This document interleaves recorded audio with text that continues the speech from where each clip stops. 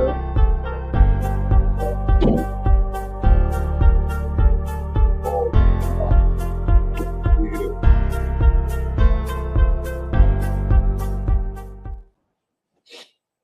afternoon, everyone.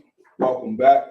My name is Craig. I'm one of your recovery coaches, and today we have one of our participants here, Brother Will.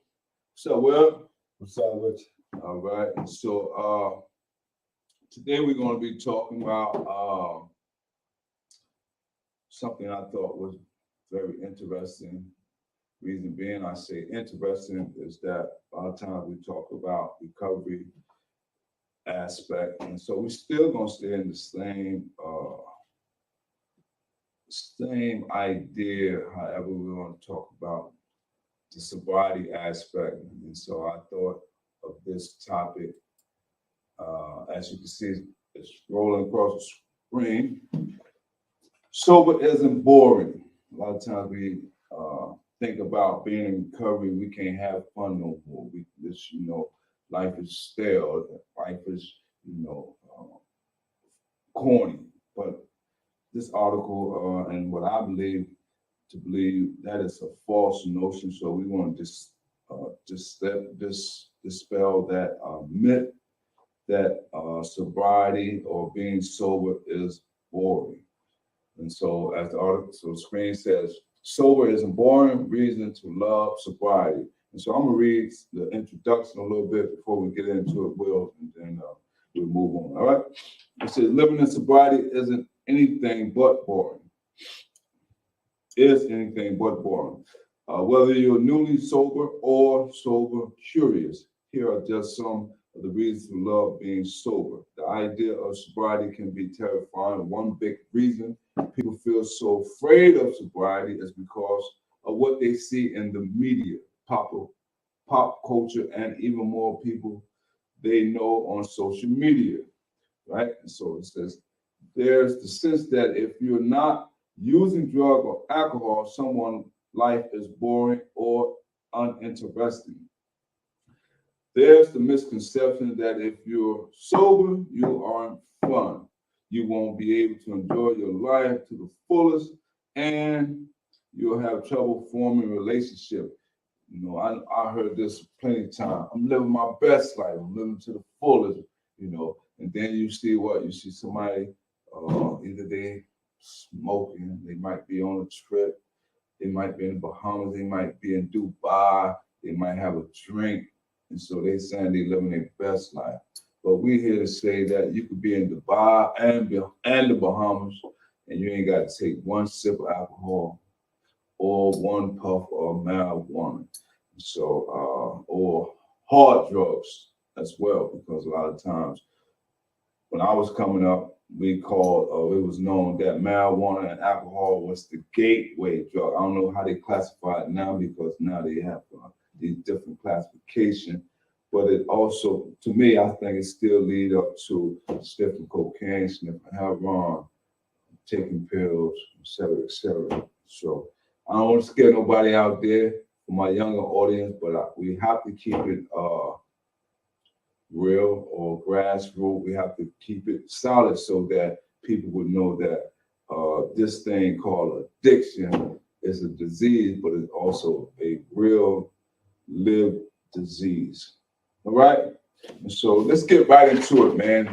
Without further ado, let's talk about it. So the first thing we want to talk about, there's life beyond addiction. I'm going to read it, and it says, when you're sober, your life doesn't end. In fact, many people feel that it's just beginning. Life after the addiction allows you to feel more in control of your activities and your relationships. Everything in your life can feel more manageable without the effects of alcohol and drugs. A better life in recovery might include new relationships with other sober people, more opportunities to enjoy the things you love with a clear mind, and less of the drama and problems that can seem to follow you around when drugs and alcohol are involved. Life after addiction might also mean you have more professional success and new creative outlets that you discover when drugs and alcohol aren't occupying all of your time. So I know for me, from lived experience, someone who's in recovery, who lived a life of lifestyles of addiction. A lot of times, my thought process was cloudy, my judgment was thrown off, my perception wasn't clear. And so this article says, life, there is life beyond addiction. So just want to instill some positive things that deals with uh, positive things that deal with sobriety. And so we are human, and so we do make mistakes, we do relapse, we do have setbacks, but that doesn't mean that you must give up, not striving for sobriety. Right? The next one we're going to talk about, and you with me, Will? Yeah. It says joy of memories and the present moment. Joy of memories and the present moment. And so the article says, we hear a lot about practicing mindfulness, not just in the recovery community, but in mental health in general. Practicing mindfulness means that you're focused on the present moment and enjoying it for all that it is, rather than thinking about the past or the future. When you're using drugs or alcohol, you can feel like you're skating through life, but never really feeling or being in any other moments. Living a drug-free life or an alcohol-free life means not only that you can be present, but that you remember everything your life in a clear-headed way. You can take in every second and not feel like your life is passing you by in a whirlwind of blurred memories. And so when I was reading that, I just thought about the idea of clarity, you know, being in the moment, not having a foggy perception of what's going on. A lot of times when we high, I know when I was high, I used to get paranoid. You know, like not like schizoid, but I used to get that too when I started using harder drugs. But when I used to smoke a lot of reefer, showing my age, when I used to smoke a lot of trees or tron, whatever the terminology is, black, whatever they call it now. What they call marijuana now? Street lingo. Weed, gas, loud. And so when I used to smoke marijuana, I used to get paranoid. I used to smoke so much, you know, and I got to the point where I used to be around a lot of Jamaicans. Not no, I want everybody to know, rude boy, all those West Indian, all my West Indian people, no bad light on you. But I used to sell marijuana as well as smoke it. But a lot of times I used to smoke so much, man. I used to be paranoid to the fact that, it's just like I felt like I was stuck, man. You know what I mean? And so this article reminds me of those moments where, as it says, don't think that life is just passing you by or you just residing in a whirlwind. And so that's how I was feeling at the time. Like, man, I'm just here getting the munchies. I'm sitting right here, everybody doing whatever they doing, and I'm just, getting high. And I smoked so much that I couldn't even get high to me. And that's what they call when your body become immune to it or you high tolerance.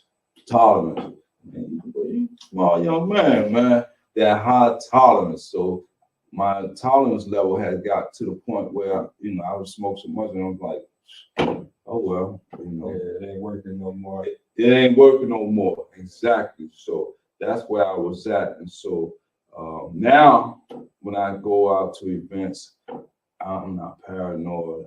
You know what I'm saying? I ain't got to worry about that tolerance level. Only thing now is like building new relationships.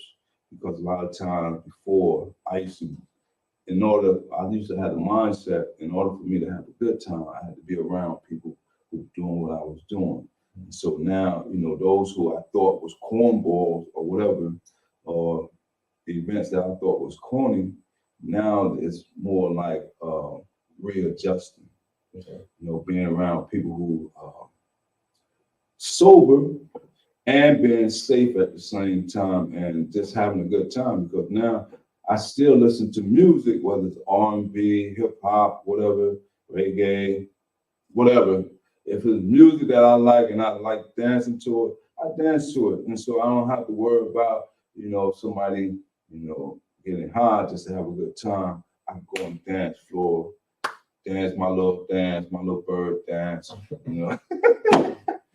Shout out to the Philadelphia Eagles. I'm not an Eagles fan, but shout out to the Eagles. Me and my wife, we go on the dance floor and we do our little bird dancing. So that's the fun we have. All right, let's move on, man. Thanks for sharing. So now we want to talk about no more hangovers or blackouts. I know from people that drink a lot, these are some of the characteristics or some of the things that they experience when it comes to hangovers or blackouts. So the article says there are many effects of using drugs or alcohol that go beyond feeling high or drunk. There are alcohol blackouts, meaning you don't remember anything that happens. When you're in recovery, you don't have to think about the effects of hangovers or blackouts. So true. You can remember everything and not feel that sense of terror of waking up and not remembering what you said or did the previous night. I never experienced that. You ever experienced that? Like not the blackouts, but the blackouts, because when I used to not, like when I wake up and don't smoke, my mood changes. Your mood changes. Getting into arguments with my wife and stuff like that. My appetite changed, everything. Yeah. And like marijuana, it says burn your brain cells. Yeah. A lot of times I used to forget where I put stuff. Where I put that? Well, where's my money at? And I'm paranoid, like, man, I hope so and so ain't get me. We go to and I'm not glorifying my addiction, but a lot of times we used to go to the hotel. We used to call them the motel. And so we used to go there. And so a lot of times, if we were people that we don't trust or who just as grimy as I am, a lot of times we have to stash some money, make sure that, they don't know where it's at, all this stuff. So now that I have a clear mind and clear head, I ain't got to worry about stashing my money or being around somebody grimy. So I try not, and I'm working on myself to not be grimy. So I don't think I'm places and things. Huh? People, places, and things. People, places, and things. Yeah, we were talking about that the other time, right? Yeah. People, places, and things. And so when you're around people that you trust, and they can trust you, you can lay yourself down and come right back to it, or they can lay their stuff down, they can come right back to it, and everything is hunky-dory. And so that deal with remind me of integrity.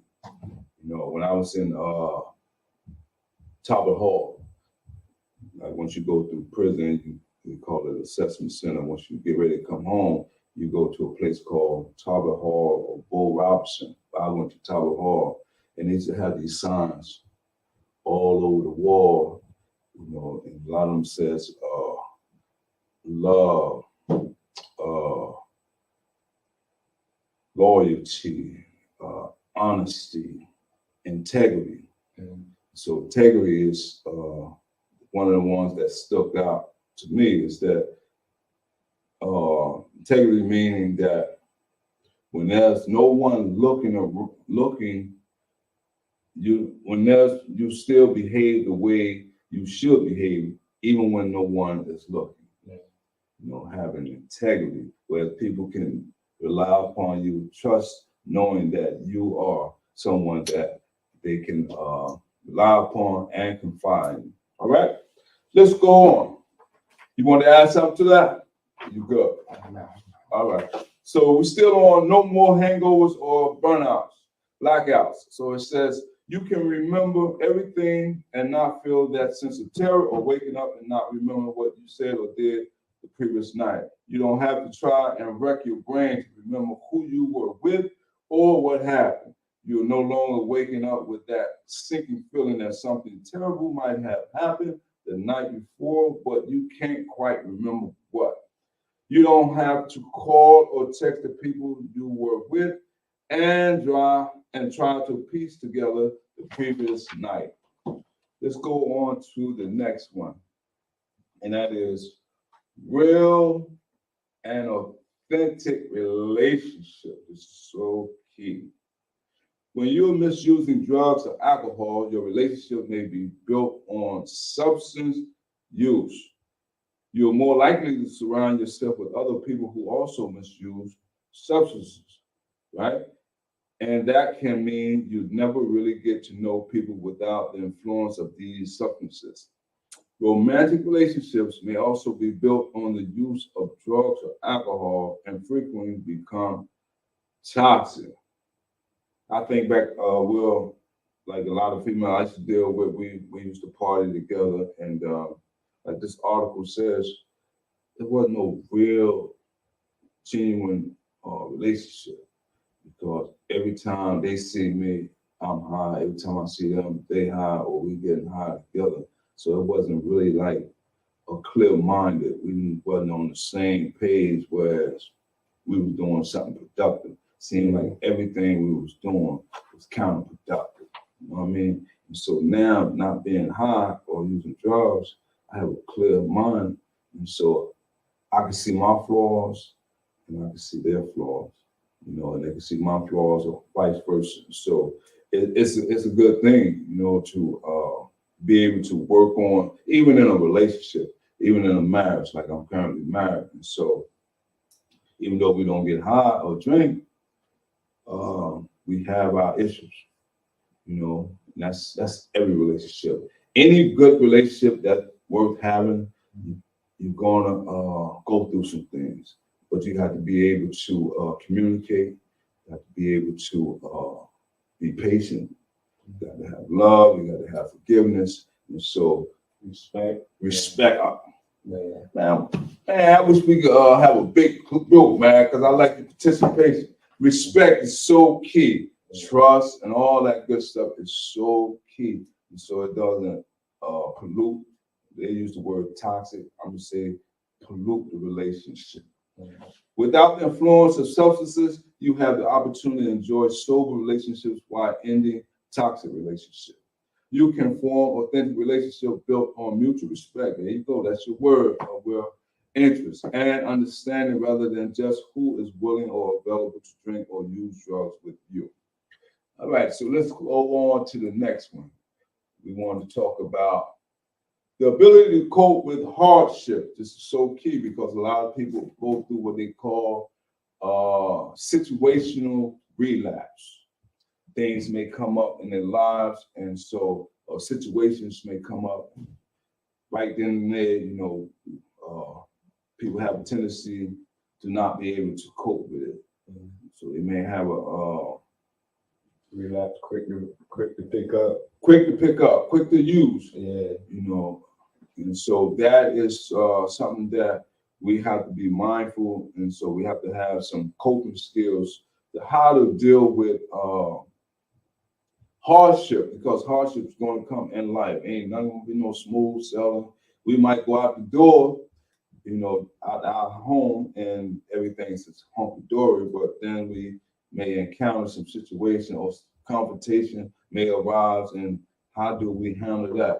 Come on in, man. What's happening? It's late, man. It's all right, man. Better late than never, man. All right. So Kev, we got Kev here, we got Will here. So we talking about sober isn't boring. Reason to love sobriety. And so we on the topic of the ability to cope with hardships, right? And so let's see what the article says. When people drink or use drugs, it frequently started as a way to deal with hardship, but becomes a primary coping mechanism. Things that happen in life may feel as if they're too difficult to deal with without the effects of a substance. People may want to feel numb so they can overlook the bad things in their life. That often leads to being unable to see or enjoy the good as well. So, Kat, before you came, we were talking about relapse, how people relapse because of situations may occur. And Will was, he was sharing, people have a tendency to relapse without the proper coping mechanism in place. So the article goes on to say, a life in recovery gives you the unique opportunity to develop healthy coping mechanisms. These mechanisms will pave the way for overcoming hardship without relying on a substance. These healthy coping mechanisms are more sustainable than numbing pain or trying to drink away your past challenges. And so that is when they say numb your pain or trying to drink away your past challenges, is often known as masking. Masking. And so just like we put on a mask to hide our facial expression, us people who use drugs or alcohol use that to numb the pain or trying to drink away what's going on in the past. And so they call it masking. Try to hide behind something. So we hide behind something. We're not being who we are. We just, going through the motion, what they call faking the funk. And TC program, through therapeutic community program, they call it fake it till you make it, and all that other stuff, man. But we don't want to mask now. We want to deal with it head on when it arrives and find out how can we address those issues. So what are some of the coping skills that we may utilize when hardship comes? Do y'all have any tools that y'all use when hardship arrives? I think about the situation. It really depends on the situation. Instead of like trying to find an excuse on how not to do something. Yeah. Instead of like complaining about it, you just find out the solution. Find out a positive solution. Yeah. To take care of the problem. You know that? You know what I'm saying? Right. Like drink, smoke, and stuff like that. Just find out what's the problem, identify the problem, and then find out the solution to fix the problem. Absolutely. So your perception is that you're going to evaluate the problem first. Yeah. Look at it from both sides. How can I deal with it in a good way? How can I deal with it a bad way? Because now we are doing what we can have in this self-talk. When we say evaluating, we having this self-talk. Weigh your options. Where are your options? Yeah. But they say ops, that's a different story. Yeah. Utilize your options, because we always have an option. In scripture, it talks about God give us a way of escape. When things happen in life, we have a choice. We can either do the right thing or we can do something that's going to be detrimental. And so I always like to use the scale analogy because there's consequences. So when we look at consequences, we're going to think of two ways. Right. I always look at consequences in a bad way. And there's consequences behind that. Yeah. I'm thinking in my mind, my perception used to be always bad, but there's a positive consequence. We do something, man, that's right, I'm gonna get rewarded. So which one I'd rather get rewarded. Yeah. That's like a paycheck. I'd rather come to work, be on time, wake up. So when payday comes, I'm gonna have some money, I can pay the bills, But if I say, man, I'm going to the corner, man, give me a bag, give me a package, or get me whatever they call it, and try to now I gotta look over my shoulder, create more problems. I gotta look over my shoulders, see if the stick up kids out there. Now I gotta look for the police. I gotta look for the guys who trying to, probably hide my stash under the bushes. Somebody trying to go in there and get that. Yeah. It's too much problem. Yeah. What I mean? So I'd rather just go to bed early, wake up early, and come to work and wait on payday because it's better that way. Let's deal with, huh? You like that? You like that idea? Absolutely. Shoot, I ain't worried about the other stuff. Let's talk about can enjoy a healthy lifestyle. For those who just may be tuning in, we're talking about sober isn't boring. Reason to love sobriety, and one aspect is we can enjoy a healthy lifestyle. Substance misuse doesn't just affect your mental health, it affects your physical health in almost every conceivable way.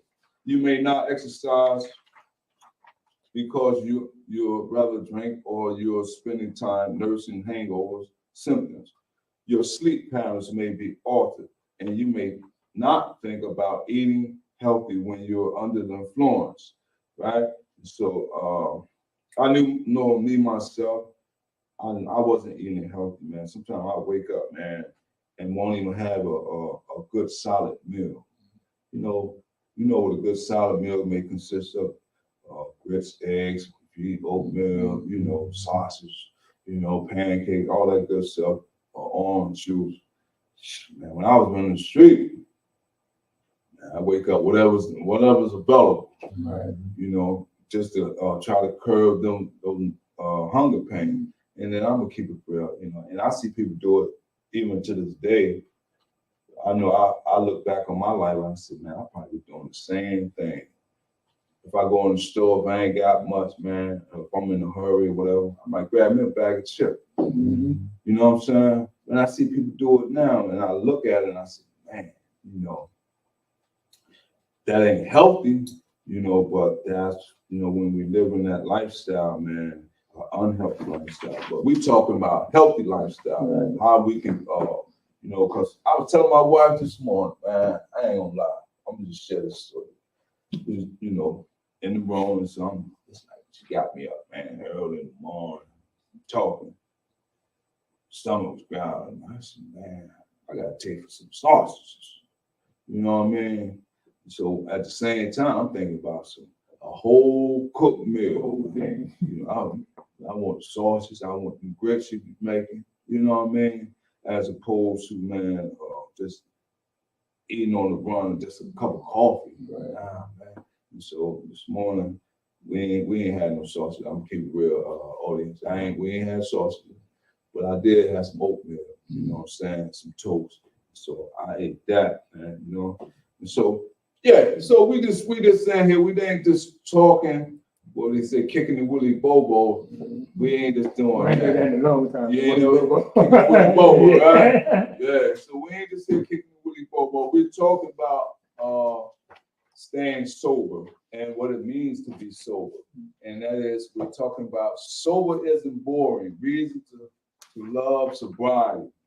And so the last one that we're going to talk about is feel comfortable in your own skin. It's very important to feel comfortable in your own skin. For many people who don't have a healthy relationship with themselves, substance misuse can be a way to mask that discomfort. We were talking about that earlier, right? The word mask. Then they don't have to learn how to love themselves because they're covering their feelings rather than dealing with them. When you live a sober life, you can get to know yourself and feel comfortable in your own skin. Self-love and addiction are two things that can never go hand in hand. All right? And so that's going to do it for now. And as always, see us every Thursday. We're going to be here, our all recovery meeting. Please feel free to contact us here. The number's on the screen, 856-391-7449 or 1-800-236-2448. And as always, how can we help you with your recovery today? And remember this question here: what does recovery mean to you? Ask yourself, what does recovery mean to you? And for now, signing out. Take care.